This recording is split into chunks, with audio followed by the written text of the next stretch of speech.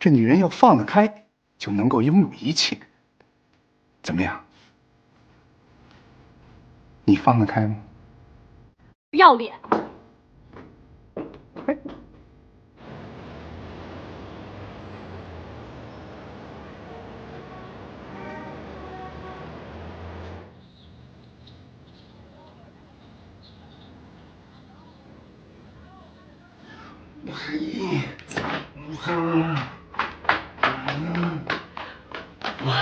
老公，你真棒！棒吗？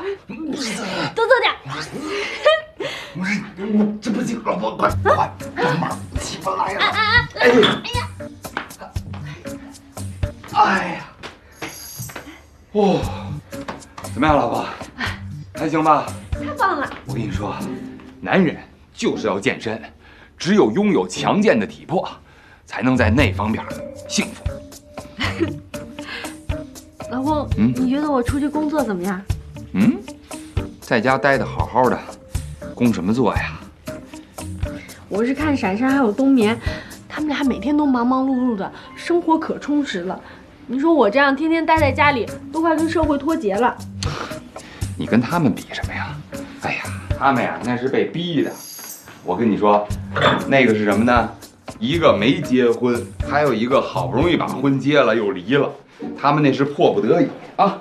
谁说迫不得已啊？他们俩每天都神采奕奕的，接觸不同的人，接受新鮮的資訊。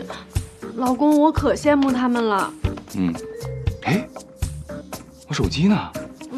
在哪兒呢？哦，廁所，我剛才上廁所的時候忘了，幫我拿一下。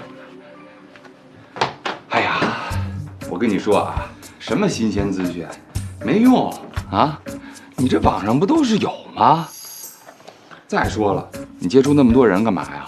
你看最後不都挑花了眼了嗎？8成啊，他們就是因為這個才嫁不出去的。我跟你這麼說吧，最後啊，他們都得羨慕你。哎呀，你看，你找了一個我這麼好的老公啊，我又那麼疼你，你現在全心全意伺候我，將來咱倆要是有了孩子，你還得伺候他，哼，這日子過得多充實啊，對不對？走。可是，哎呀，行了，先不說了啊，我上班去了。哎，對了，老婆，我今天啊沒應酬，下班回來得早，你在家等我啊，哪兒都別去了。哎，老公，這個。哦，親一個。